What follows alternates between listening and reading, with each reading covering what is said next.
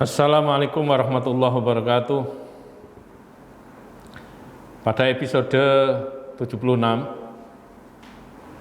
tema yang saya bawakan adalah imperialisme, epistemologi, dan kritik terhadap epistemologi studi Islam. Ziauddin Sarjar mengatakan bahwa epistemologi dari peradaban Barat yang telah menjadi cara pemikiran dan penyelidikan yang dominan dewasa ini telah mengesampingkan cara-cara mengetahui alternatif lainnya. Nah, ini membuktikan bahwa epistemologi Barat sangat arogan sekali, sehingga menolak tawaran-tawaran dari epistemologi lainnya. Padahal epistemologi sebagai hasil usaha para ilmuwan, para filosof, itu sangat mungkin meskipun diracik oleh orang-orang timur, oleh ilmuwan timur, oleh ilmuwan Islam yang kualitasnya sepadan, bahkan bisa juga melampaui kualitas dari epistemologi Barat. Munawar Ahmad Anis mengatakan sebetulnya yang lebih berbahaya adalah penjajahan terhadap pemikiran kaum muslim yang tidak tampak, yakni masih patuhnya pada norma-norma, nilai-nilai, dan konsep kemajuan intelektual Barat.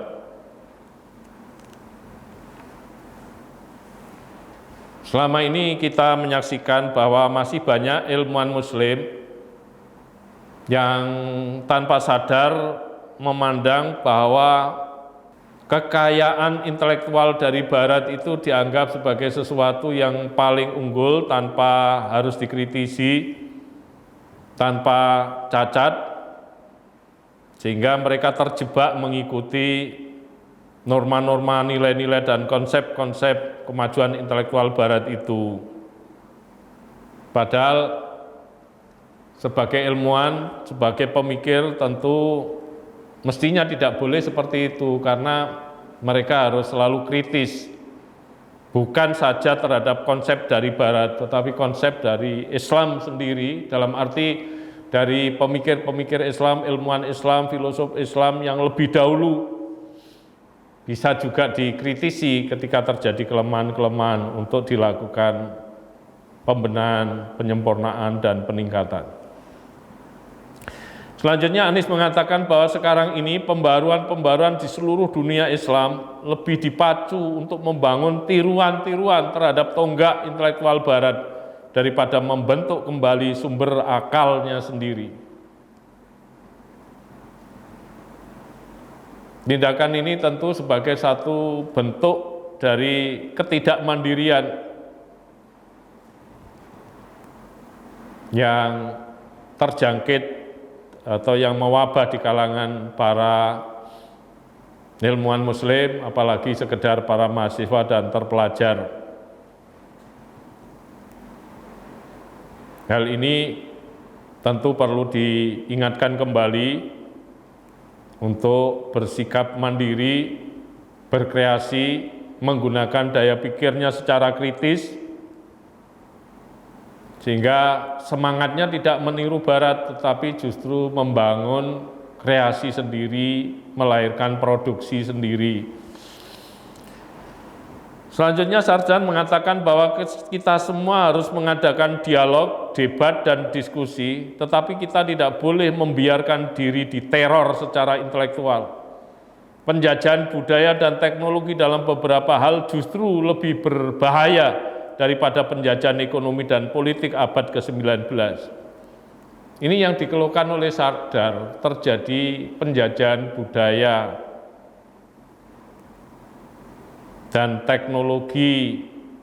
Penjajahan budaya termasuk juga penjajahan intelektual, penjajahan dalam wilayah-wilayah ilmu pengetahuan, di mana hegemoninya selalu dikendalikan oleh Barat, tanpa koreksi sama sekali, tanpa upaya-upaya untuk melakukan tandingan-tandingan. Itu sebagai bentuk dari teror secara intelektual terhadap budaya kita. Budaya-budaya kita diremehkan, direndahkan. Dibangun opini bahwa budaya kita budaya underdog, sementara budaya barat budaya yang unggul yang harus diikuti dan ditiru.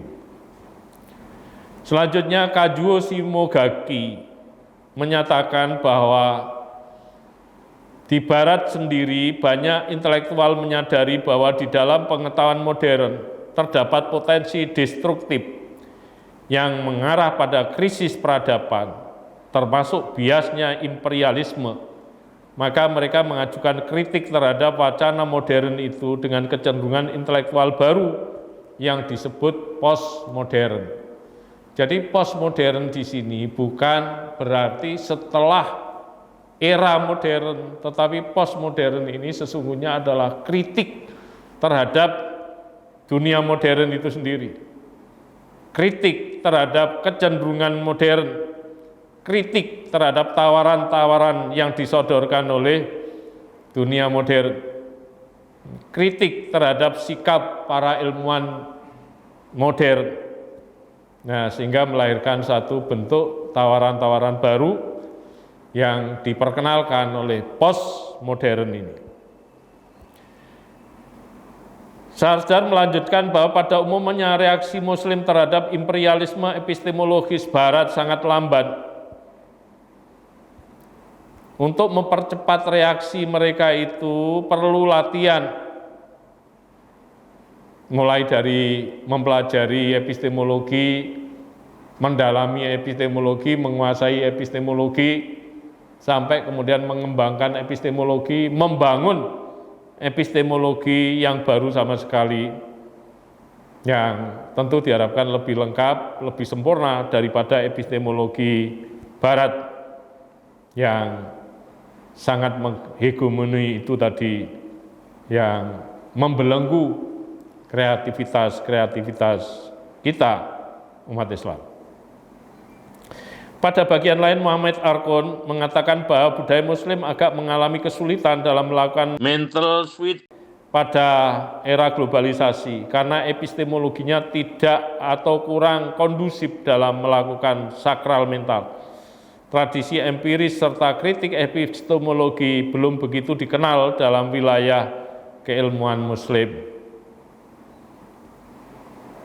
Karena umat Islam itu belakangan ini kecondongan lebih pada wilayah aksiologi, sesuatu yang terkait dengan nilai, sementara wilayah epistemologi ditinggalkan kecuali kalangan yang terbatas. Karena itu Muhammad Arkon sebagai ilmuwan terkemuka di dunia Islam baru-baru ini melakukan kritik-kritik terhadap epistemologi Islam. Pak Amin Abdullah menilai bahwa Arkon memusatkan analisisnya pada perlunya umat Islam meninjau kembali rancang bangun epistemologi keilmuan Islam dan historisitas keberagaman Islam. Titik sentral pemikiran Arkon terletak pada kata kunci kritik epistemologis. Pemahaman dan makna kritik epistemologis dalam konsepsi Arkon terasa menukik dan menyengat, karena kritik epistemologis itu ditujukan kepada bangunan keilmuan, ilmu-ilmu agama secara keseluruhan.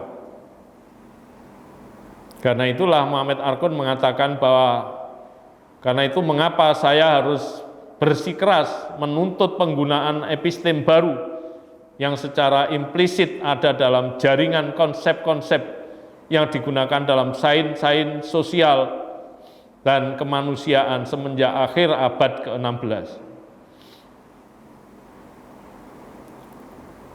Karena itu, apa yang dilontarkan oleh Arkon sesungguhnya mengingatkan kembali kepada tokoh-tokoh Islam, pada ilmuwan Islam, pada filosof Islam, yaitu letak kelemahan dan kerapuan tradisi intelektual Islam itu yang harus segera dilakukan pembenahan kalau umat Islam menginginkan kemajuan peradabannya. Selanjutnya Murtadho Mutahari mengatakan bahwa dalam rasio terdapat suatu bentuk aktivitas yang akan mengubah epistemologi dangkal menjadi epistemologi logik, dari epistemologi derajat rendah menjadi epistemologi derajat tinggi. Jadi ini berarti Murtadho Mutahari mengakui bahwa rasio sebagai salah satu instrumen dalam epistemologi yang memiliki kekuatan besar dalam melakukan pengembangan ilmu pengetahuan. Pada bagian lain, Pak Azumardi Azra menyebutkan adanya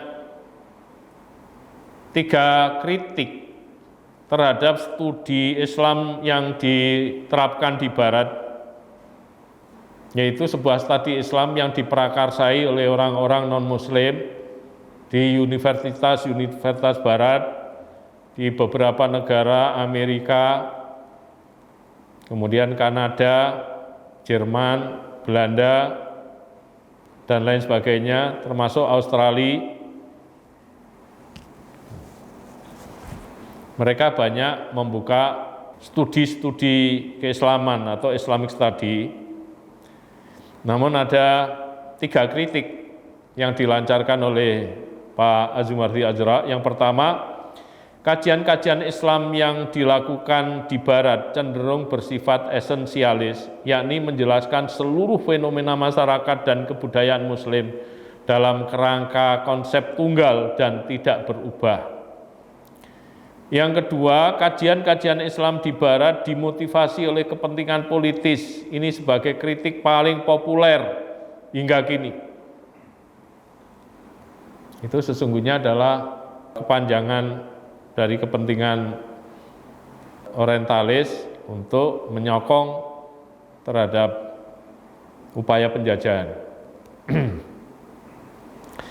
Dan yang ketiga, kajian-kajian Islam di Barat merupakan upaya melestarikan kebenaran-kebenaran yang dicapai atas nama kehidupan intelektual dan akademis, padahal tidak atau hampir tidak mempunyai kaitan dengan kenyataan yang hidup. Ini 3 poin kritik Pak Azumardi Azra terhadap model studi Islam yang dilakukan oleh Barat di beberapa universitas mereka. Fazlur Rahman juga telah mengkritik landasan perkembangan kajian Islam Barat ini dan berupaya memunculkan kebingungan konseptual sehubungan dengan sunnah. Fazlur Rahman mengatakan bahwa memang tugas sarjana Muslim untuk menegakkan Islam, namun tidak harus menghalangi kerjasama antara sarjana Muslim dengan non-Muslim, terutama pada tingkat intelektual.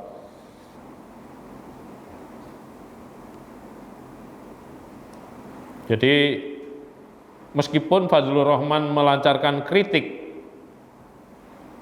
tetapi pada bagian lain beliau memandang perlunya kerjasama intelektual dengan sarjana-sarjana Barat, karena akan diperoleh keuntungan-keuntungan yang bisa digunakan sebagai satu modal di dalam mengembangkan ilmu pengetahuan keislaman itu sendiri. Dari paparan itu yang saya sampaikan tadi menunjukkan bahwa epistemologi studi Islam di dunia Islam maupun di Barat memiliki kelemahan-kelemahan tertentu, memiliki kekurangan-kekurangan yang perlu ditutup. Dan kekurangan-kekurangan itu juga menurut Khairuddin Nasution antara lain menyangkut epistemologi bayani yang mana memperoleh banyak kritik, dan kritik yang muncul terhadap epistemologi bayani itu adalah munculnya atau menyebabkan sikap dogmatik, sikap defensif, apologetik, dan polemis di kalangan para ilmuwan Muslim dan umat Islam secara umum. Demikian yang bisa saya sampaikan. Saya akhiri, wallahul muwaffiq ila aqwamit thoriq. Wassalamualaikum warahmatullahi wabarakatuh.